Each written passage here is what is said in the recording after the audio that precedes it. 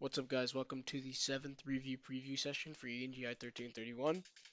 My name's Javi. So today we're going to be talking about images. We're going to be talking about how MATLAB reads and recognizes images. We're going to talk about how MATLAB breaks down images, and we're also going to talk about some functions that we can use with images, and then I'm going to run through a couple examples with images. So to begin, we're going to define an image as just a three-dimensional matrix. Okay, and so what I mean by that is instead of the regular data we have, so rows, columns, two dimensions, we have a third dimension, this dimension, which I like to call layers. So rows, columns, layers now. Okay, and so this three-dimensional matrix, as you can see, can obviously just be made by adding multiple two-dimensional matrices on top of each other, or behind each other, if you will. So if I go ahead and load in some images that I have on my desktop, use the imread function. It's basically just like load, just like XLS read, just a CSV read, same exact thing. It's going to ask me for the file name. So if I go ahead and load these in for you guys, we see that these matrices now have a third dimension, right? It's 1200 by 1600 by 3, 960 by 1280 by 3. But we see that these images, before I said images are just 3D matrices with, any number of layers. But now we can see that MATLAB defines them as only having 3 layers. And so now our second definition coming up is that images are basically made of pixels. So take an image like this. We see that each one of these squares has a different color. We can think of each one of these squares as being a different pixel. So whenever you see something on TV or you see some really nice picture, these pictures are high definition because they have a lot of pixels in them. They have a lot of different little squares adding up to make different intensities of colors. Okay? And so what we can think of these images as each cell, each normal cell we would think of just row to column as a pixel. And so now these pixels are made up of 3 layers.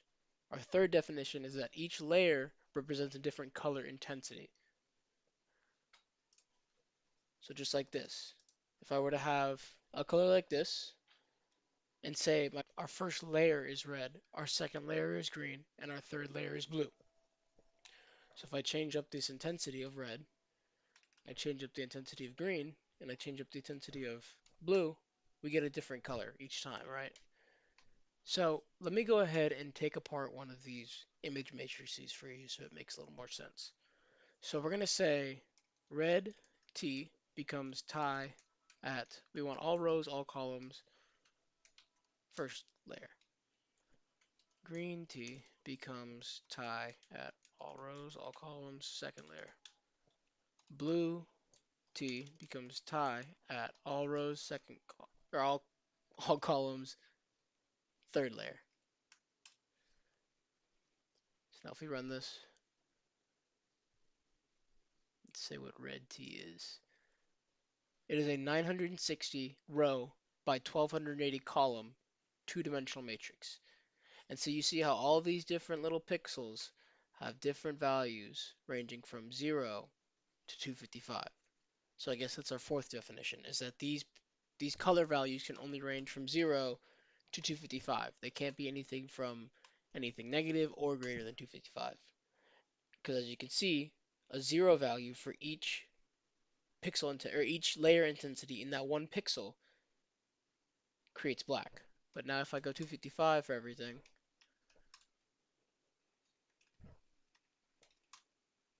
we get white. Let's go ahead and display one of these images. So to do that, all you got to do is say image and whatever matrix you want to display. So tie is just a cool little tie-dye picture. But we got to be careful and make sure that whatever image we're putting into the image function is a three-dimensional matrix. Because if I were to put red T in there, a two-dimensional matrix, we get something really funky. So now that we know how to display these images, let's go ahead and talk about the example I referenced earlier. What if we want to see just the red intensity of tie? We know it's not red T because we just saw that it gives us something funky. What we can do is say, let's say something, let's call it define it as all red First, we're going to make it just a copy of Ty, and then we're going to say all red at all rows, all columns, second layer becomes 0. All red at all rows, all columns, third layer becomes 0. And I forgot a comma up here. And then let's go ahead and print out or display all red. And so what we're doing here, once I show you this, we created an all red image of that. So why did that work? That worked because we now have a three-dimensional matrix with the red intensities the same as always, or the same as the original tie-dye image, but now with the green and blue intensities turned all the way down. And so what we did was we basically turned off any kind of blue, any kind of green. We were left with the red intensity. And so you could do this, you could play around with this, say, let's say 1 and 2. So we only get blue now. We get the blue intensity. If we change up to this to the third and the first, we get only the green intensity. So what if we wanted to create an image based on the three matrices that we had? Say we had the red intensity, we had the green intensity, we had the blue intensity, but we didn't necessarily know, what our full image was. We hadn't defined Ty. And so we wanted to be able to print out whatever image this made. This can be done by saying, let's say Ty2 becomes, we're going to use the cat function. And what that means is concatenate. We're going to say 3 dimensions. We're going to say red T, blue T, green T. It's important that they're in this order because this is your red layer, your first layer, your second layer, your blue layer. I'm sorry. I think I did that backwards. Yeah. It's important that they're in this order, right? We talked about how the green layer was the second layer and the blue layer was the third layer. So it is important that they're in this order. Now let's go ahead and display Ty2, just like we saw before. So we talked about the image function, we talked about the imread function, we talked about the cat function. How do we save an image? So how do we output an image to a folder we want to output it to? We're going to say imwrite. And so what that does is basically just like save, just like XLS write, just like CSV write, it asks you for the variable to save, which would be A. So let's say Ty2. We're going to call it tie2.jpg. They're nothing more than just rows, columns, and now we just have a third layer. So to censor something, let's say we want to censor from, like I said, row 100 to row 400, and from column 400 to column 600.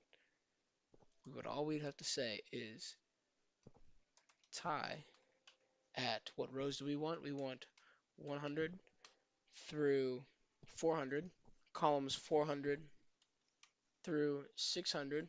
Excuse me, let me make sure these are the correct. And all layers, right? We want all of the intensities turned off. And then we're going to print out Ty under that. I forgot to assign it to 0, right? So if we assign this to 0, then we actually do censor out the area we wanted to. So from the last example, you guys saw that we can basically just index these images just like a regular 2D matrix, right? We just have to make sure to account for all of the layers of that index. I guess this is another tip for you guys. Make sure to define separate figure windows for these images because then they won't both display. Because basically what I'm saying is open a figure 1, print the image Ty to it, open a figure 2, print the image pup to it. So as you can see now I can get both images. But for this example, let's go ahead and take every white pixel on this puppy and replace it with a tie-dye pixel. Okay, so how do we do that? How do we find where the image is white? So if you guys remember from the beginning of the video, I told you guys that a white pixel corresponds to an intensity of 255. And what I mean by that is that the red layer, the green layer, and the blue layer all have a value of 255 for that one pixel. So to find where it's white, all we got to say is define a matrix white pup becomes where pup equals 255. And so the way this works is it takes every pixel, it makes sure that every value for every layer of that pixel is 255, and if it is, the cell that corresponds to that pixel stores a 1. Just like a regular logical array, except this time we're working with the layers now. We have to make sure all the layers are 255. So now that we have our logical array, you would think all we have to say is pup at white pup becomes tie, right? And so what we're doing is basically just taking pup at white pup, taking tie at white pup, and replacing the white values of the puppy with tie-dye values at the same pixels. But that's not going to work. So the reason this doesn't work is because pup is 1200 by 1600, while tie is 960 by 1280. So these two images are not the same size. So we're not replacing the right pixels with the right pixels, right? We're not replacing the right things. And I mean, it would work if you had a smaller image and a bigger image, but you're still not going to be replacing the right things, right? So to get around this, we're going to use the function called imresize. We're going to take tie. We're going to make sure it is the same size as pup. And so basically what this is you take an image, tie, and I want to change it to rose puppy, column puppy. So it's basically just resizing it. It's not distorting the image, it's just making it a little the same size. So now when I run this and I print out figure window, excuse me, that's my phone. When I print out a figure window of pup, we get a tie-dye puppy. But you can see that these values over here are still our background, but they weren't actually changed. So to fix this, we can go to Tools. We can click on Data Cursor. You'll see that our cursor changes to this little plus sign. We can click on these pixels, and we can actually see what their values are. So this one's about 254, 254, 254,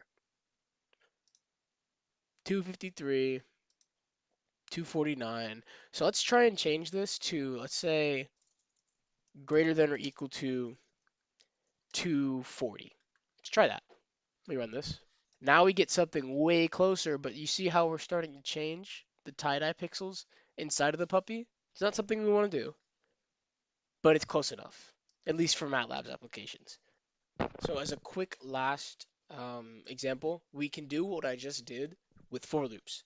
So if I define a for loop that's I equals 1 through rose puppy, and then I define another for loop that is for j equals 1 through columns puppy, and I say if pup at I, j, all layers equal or is greater than or equal to 240, then let's say pup at I, j, all layers becomes tie at I, j, all layers.